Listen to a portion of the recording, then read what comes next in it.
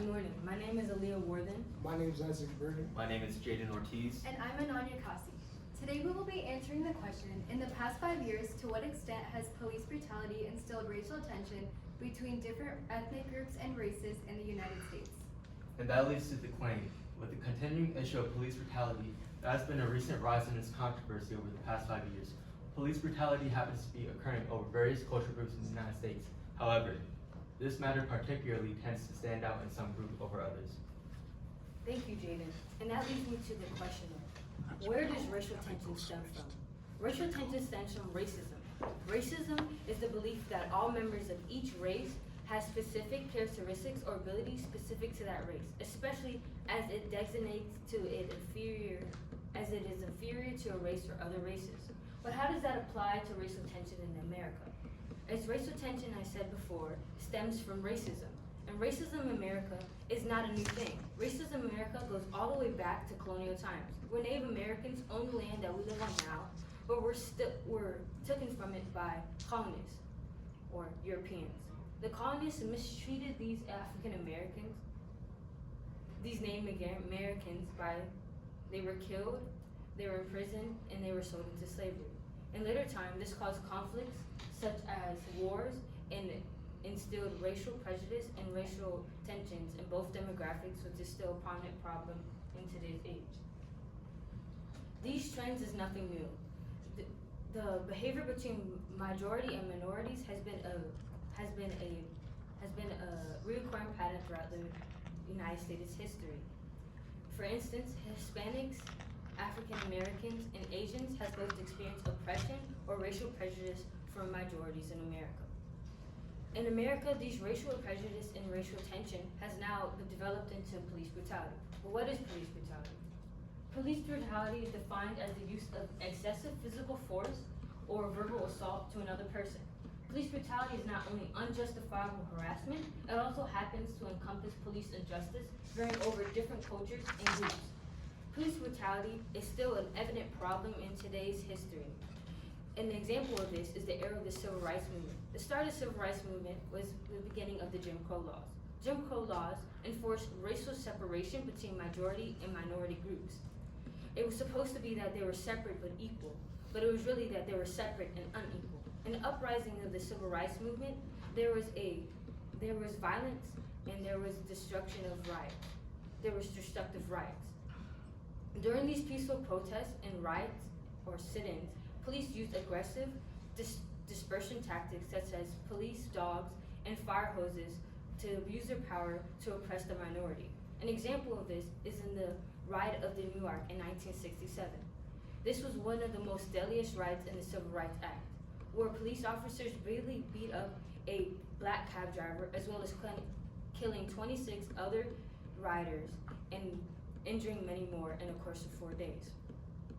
These events was something that was widespread in America. It raised racial tension as well as racial prejudice, which is still a prominent issue in today's age.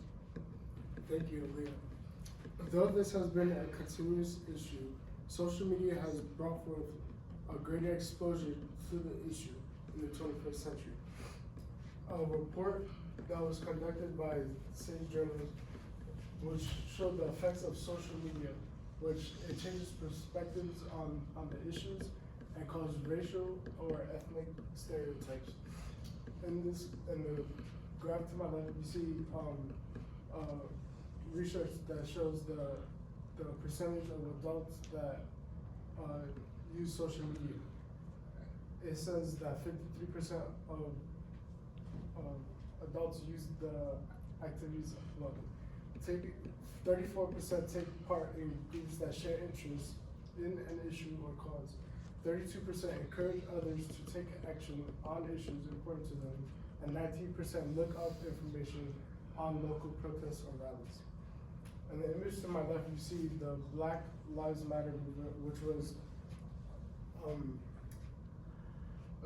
a protest that happened after the death of Eric Garner by New York Police Department. And on the right, 16 shots, which was after Chicago PD shot and killed Laquan McDonald. This This shows how social media creates a greater exposure to these issues and how it's a great way for activists to get information out to the public. Thank you, Isaac. And with that being said, as social media platforms begin to increase, such as Instagram, Twitter, and Facebook, there comes with many conflicts.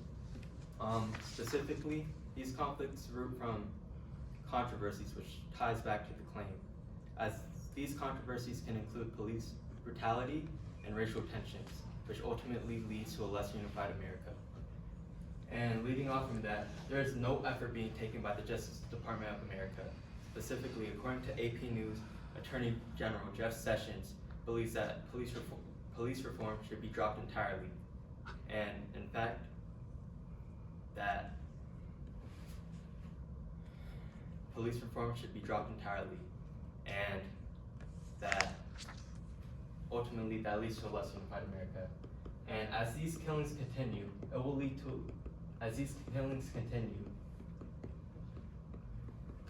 you can see that within the past 2 years, fatal police shootings by year show that over the past few years, 1,800 people have been shot. More specifically, in 2018, 992 people have died, and last year, 933 people with no shortage. Thank you, Jaden. As this issue of police brutality continues to progress into the future, we will now look at the ethics behind it. The police are meant to follow certain ethics as prominent leaders in our society today. As seen on my left, the graph shows the percentage of all of those killed by police in the US that were unarmed by race as follows: white, black, and Hispanic, in the years 2015, 2016, and 2017. The average percentage killed for these 3 years was the highest among the black population than any other race. The highest percentage shown on the graph is 14.67%, which was in 2015 under the black race. This connects to our team's overall claim in the sense that police brutality does occur among many different cultural groups, but as well as specifically in the black race. The jobs of police officers are to protect citizens' rights as well as their First Amendment rights. And the First Amendment of the U.S. Constitution is as follows: Congress shall make no law respecting an establishment of religion or prohibiting the free exercise thereof, or abridging the freedom of speech, or of the press, or of the right of the people to peaceably assemble and to petition the government for a redress of grievances. This goes to show that the First Amendment protects the basic rights of citizens while also guaranteeing their basic liberties.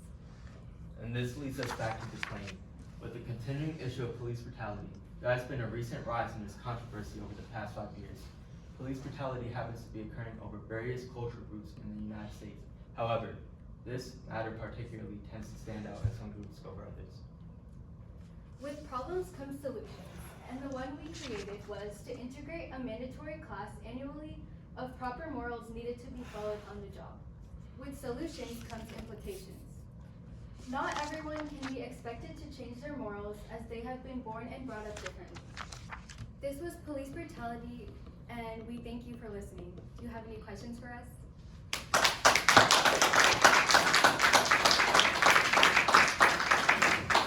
Didn't take their questions. Will you take a step back? Somebody's got 4. 1, 2, 3, got it. All right, we'll start here on this end. Describe how the content of your team presentation.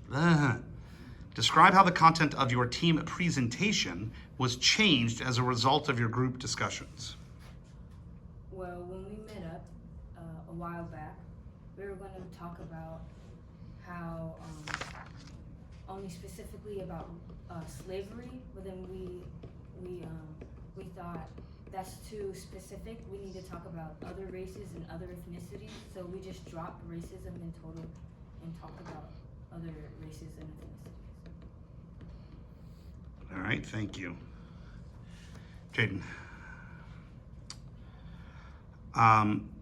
Reflecting on your colleagues' work, which one of them had the greatest impact on your overall understanding of the problem?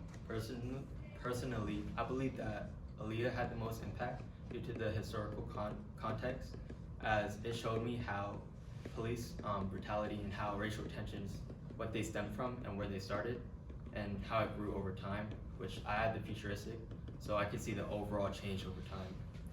Okay.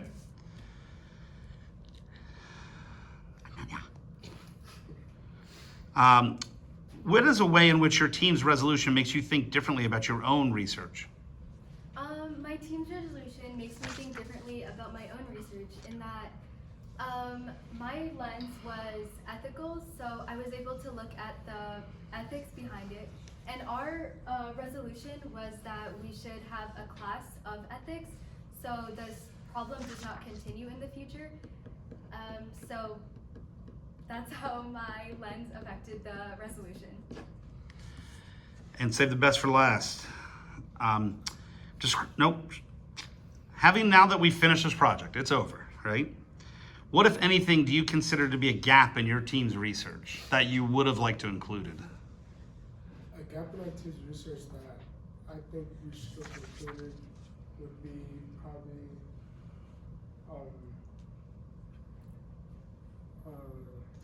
can you say the question? Think of something in your group that you didn't talk about that you wish you would have. Maybe getting a little bit more into slavery, but like not as much, and having more for a social aspect. Guys are done. You can breathe, brother.